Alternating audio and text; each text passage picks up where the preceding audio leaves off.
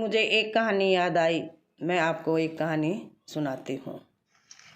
बहुत ही पुरानी कहानी है, किसान की और नाग की। एक किसान हल जोत रहा था। किसान का नाग से सामना हो गया। किसान ने सोचा, यह अब मुझे जरूर खाएगा। किसान ने नाग को मार दिया। किसान को पता नहीं था कि यह जोड़ा है। किसान कहीं जाता, नाग उसका पीछा करता रहता था। किसान बहुत दुखी हुआ। किसान नाग से बचने का उपाय पूछता रहा। किसी ज्ञानी महापुरुष आदमी ने सांप से बचने का उपाय बताया। महापुरुष ने बताया कि जहां भी आप सोते हैं वहां पर चारपाई के आसपास कुछ दूरी तक फूल ही फूल और इत्र चंदन की खुशबू जगह जगह रख देना। जमींदार ने ऐसा ही किया।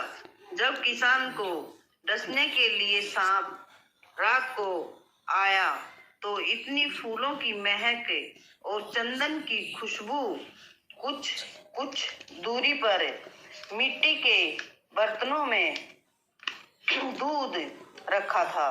तब सांप डसने के लिए आया, बहुत गुस्से में था।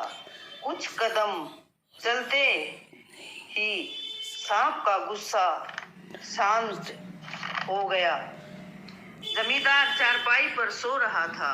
सांप ने उसे डसा जरूर, लेकिन जहर नहीं चढ़ा और सभी जीव जंतु कीड़ी मकोड़ी की भाषा समझने लगा।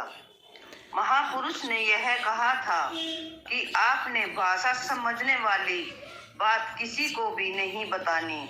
अगर बताओगे तो आप पत्थर के हो जाओगे। किसी भी त्योहार पर गोबर मिट्टी से घर में लिपाई की जाती थी। किसान का घर मिट्टी का था। तब किसान की घरवाली खाना बना रही थी तो कुछ चावल के दाने नीचे गिर गए। एक चैंटी चावल का दाना ले जा रही थी। दूसरी चैंटी ने कहा, ये दाना मुझे दे दो, तुम दूसरा और लेकर आ जाओ। जमींदार ये सभी देख रहा था और उनकी आवाज भी सुन रहा था। यह देखकर किसान हंसने लगा। किसान की हंसी देखकर उसकी घरवाली ने पूछा कि आप क्यों हंस रहे हो, मुझे बताओ। किसान ने बहुत मना किया, लेकिन दरियाहट और बालहट ऐसी होती है, इनमें से बचना बड़ा मुश्किल है। किसान ने औरत को कहा, अगर मैं ये बात बताऊंगा तो मैं पूरा पत्थर का हो जाऊंगा। यह राज की बात है, इसको राज ही रहने दो।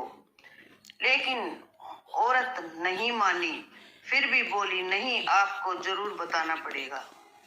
किसान ने कुछ बात कही तो आधा पत्थर का हो गया। फिर भी किसान ने कहा कि अब भी रहने दो, अगर मैं पूरी बात बताऊंगा तो मैं पूरा पत्थर का हो जाऊंगा। फिर भी औरत नहीं मानी।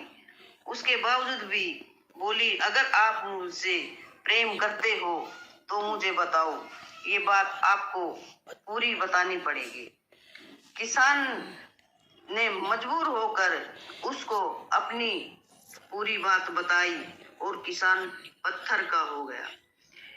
इसलिए इस कहानी से हमें यह शिक्षा मिली है कि हठ नहीं करनी चाहिए और पूछने वाले की भी गलती है और बताने वाले की भी गलती है।